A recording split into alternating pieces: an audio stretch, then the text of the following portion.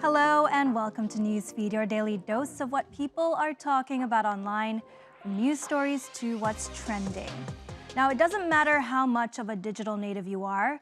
If you've spent any time on the web, you've probably been at the receiving end of an attempted scam.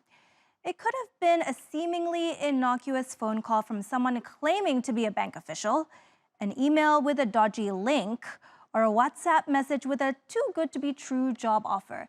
And as more of the world's population gets connected, crooks are employing increasingly sophisticated tactics to scam netizens. Mikhail reports. It's a tale as old as the internet. Actually met this man from Coffee Meat Bagger. He asked for my WhatsApp number. He slowly get to know me. What is my background? What is my personality? Mentioned about this investment. I said, I don't know, I should trust you or not. You can just put $100 first. I put it $100 at first. I get back 110. Total, I put in 77K. Han Ni is just one of millions of people online who have fallen victim to a love scam. In the US alone, romance scammers deceived almost 70,000 people out of $1.3 billion in 2022.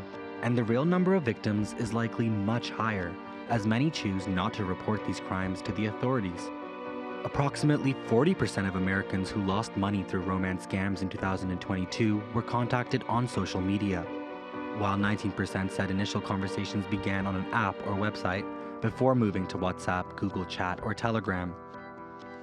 Research shows that cybercriminals have been shifting their attacks to target cell phones. As ordinary people and businesses increase their online presence, fraudsters now have more opportunities than ever to strike. $30,000. $140,000? I mean, we've all heard of the Tinder swindler. He said he has threats against him. He needs our cash. The man I love was never real. Scammers like him play the long game to con unsuspecting people. Cyber crooks typically spend weeks, months, if not years, earning the trust of their victims. Scams are on the rise, and some people are getting blasted with calls, texts, and even emails. What I lost with him was probably well over $500,000. $500,000. Now my savings are gone. I feel powerless. I don't know how to find the people who did this to me, and I don't know who to ask for help. I just feel so lost. A 65-year-old woman lost 30 grand to a man she met online after he convinced her he was an astronaut and needed the money to return to Earth. I'm in the process of having to sell my house and reorganize my life. I've got maybe 2 or 3 months worth of usable cash left, and that's it. What I didn't know at the time is this trading platform I was working on was a simulation. It wasn't connected to anything. Please be careful of Korean love scammers. Scams have clearly progressed beyond emails purporting to be from a prince looking for a bank account to keep his fortune safe. Top 4 most dangerous online scams that are very common and used by cyber criminals. Number 4, make money fast scams. They will promise you non-existent jobs, including plans and methods of getting you rich quickly. The victim is lured into giving away personal information and financial data. Number 3, lottery scams. This scam usually comes as an email informing you that you won a lot of money, and in order for you to claim your prize, you need to pay some small fees. Number 2, the Nigerian scam, also known as the Nigerian 419. This scam involves an emotional email, letter, or text message coming from the scammer in exchange for your help, and they promise you a very large sum of money. Number 1, phishing email scams. These scams will be made on emails or social networks. These emails will look like they came from an official source, like banks or financial authorities. They'll convince you to click on a specific link that will make you access a website that looks legit, but you will end up giving login credentials and personal information. Ma'am, do you think that we are working out here for money? Do you think that we are going to take your money? Scams are still running rampant across the country. Con artists also still use the traditional tactic of grooming their victims, then asking them for credit card details. But in the real world, this doesn't really play out in the scammer's favor. Excuse me, ladies, can I get your credit card number? Oh, okay, thanks. Excuse me, can I get your credit card number? Can I get your credit card number? For what? Oh, well, I want to send you some money. Thank you. Okay. But it's not so easy to see through a con in the digital space. Scammers have become more elaborate in their schemes.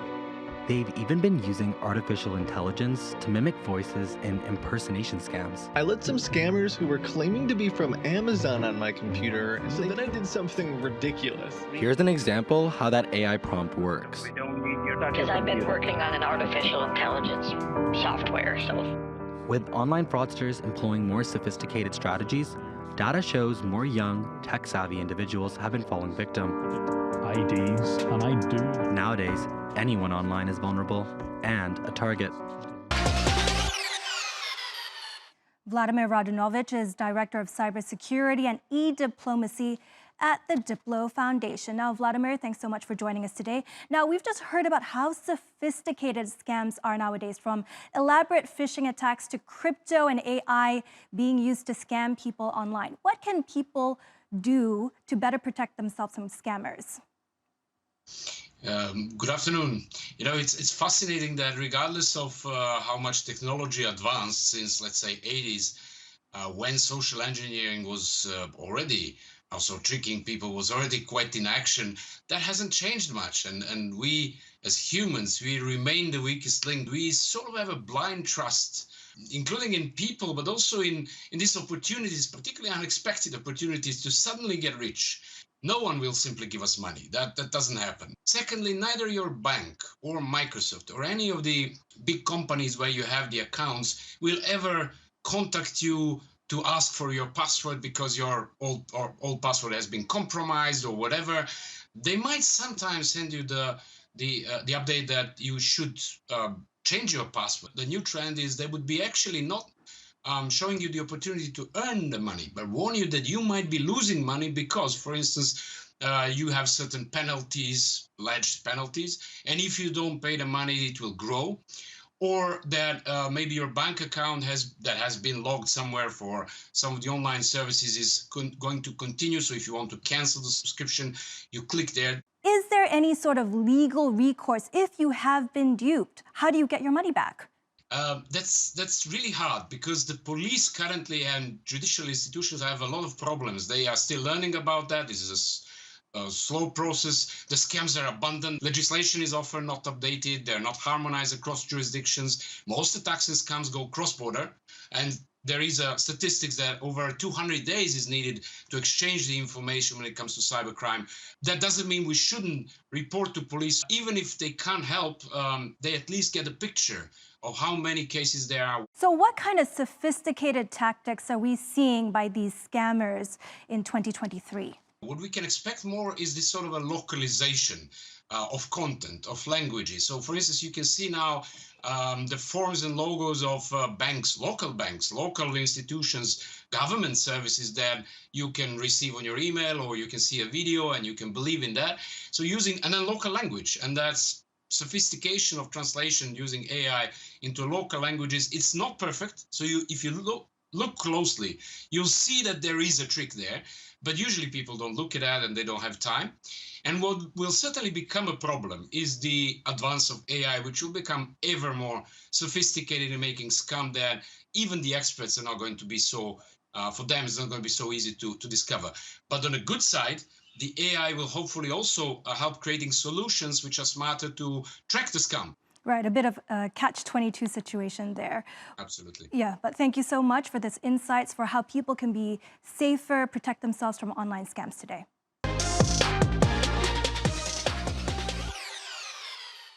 Hold on to your hats, students, because the International Baccalaureate has just given you the green light to quote ChatGPT in your essays. That's right, the chatbot that's been causing a stir since it burst onto the scene last November. But before you start celebrating too hard, there are a few rules to follow. You can't just copy and paste ChatGPT's responses. You've got to be clear that you're quoting the chatbot, and while some teachers and academics have expressed concerns that this could lead to cheating, the IB thinks it's an extraordinary opportunity for students. And it's not just the IB that thinks that way. The UK's new Secretary of State for Science, Innovation and Technology, Michelle Donnellan, suggests that artificial intelligence could actually create a new set of jobs in areas that haven't even been thought of yet. Now, we know that what you're thinking is an AI just going to make us all redundant. Not so fast, says Donnellan. Instead of fearing this new technology, she thinks We should embrace it and figure out how to make it work for us. But not everyone agrees. Some experts predict that over the next 10 years, AI will be taking over a lot of jobs. AI will increasingly replace repetitive jobs, not just for blue-collar work, but a lot of white-collar work. What sort of jobs would be lost to AI? Basically, chauffeurs, truck drivers, anyone who does driving for a living, their jobs will be disrupted more in the 15 to 20-year time frame. And many jobs that seem a little bit complex, chef, waiter, a lot of things will become automated. We'll have automated stores, automated restaurants, and altogether in 15 years, that's going to displace about 40% of jobs in the world. 40% of jobs in the world will be displaced by technology? I would say displaceable. Who knows where AI could take us? Maybe soon, all of us will be working side by side with robots. Or maybe AI will take over the jobs we hate doing, leaving us humans to focus on other things. Things we actually like. Whatever happens, one thing's for sure, AI isn't going anywhere. AI will not replace your job, but people that use AI will replace the people that don't use AI. So start using these to become 10 times more efficient.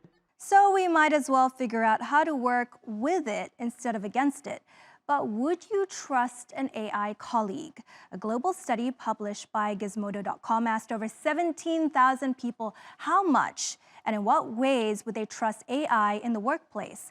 The survey found that almost half of all employees are hesitant to trust AI at work.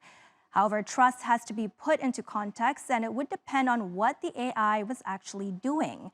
People seem to have more confidence in AI's ability to provide helpful services and produce reliable output than in its safety, security, fairness, and protection of privacy rights.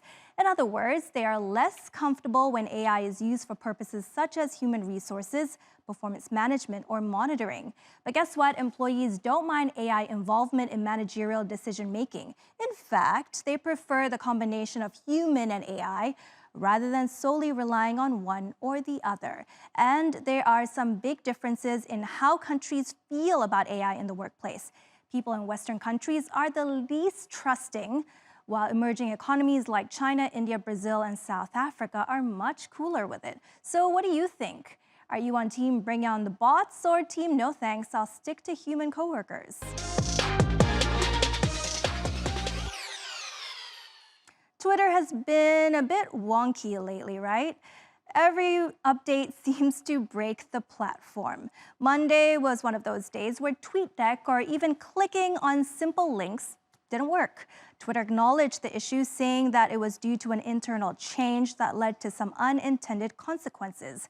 While CEO Elon Musk responded to the chaos by simply plugging the plane crash scene from Madagascar 2, you know that movie, it turns out that internal change was nothing other than his good old desire to cut costs. Casey Newton from tech newsletter Platformer reported that when all of this was going down, Twitter had a single engineer on site who was tasked with changing the API. That's the system that lets the site interact with other apps, to a paid system so that Musk could profit off of it.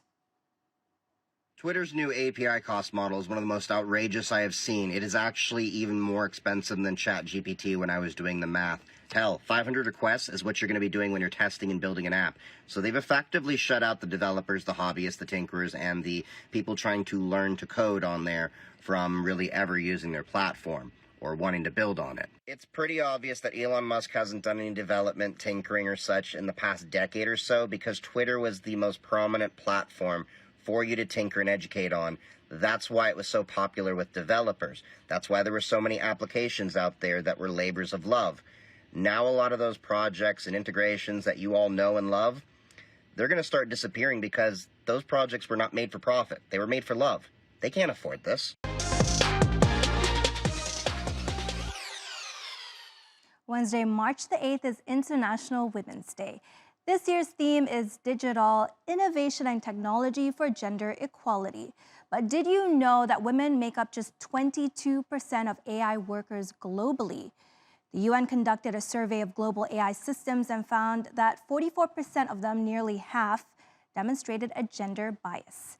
At this rate, it's warned that gender equality is still 300 years away. Here's this year's call to action.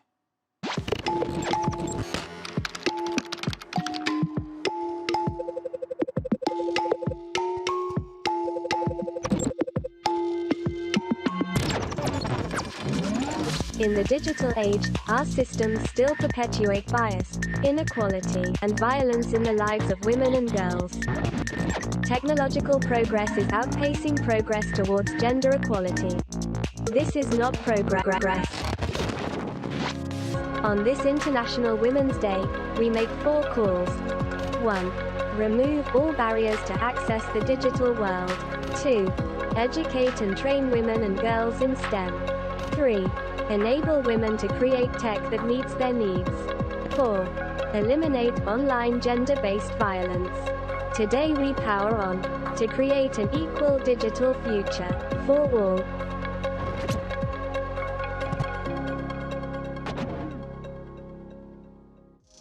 And that's our show. Find us on YouTube and do subscribe to our channel. See you tomorrow.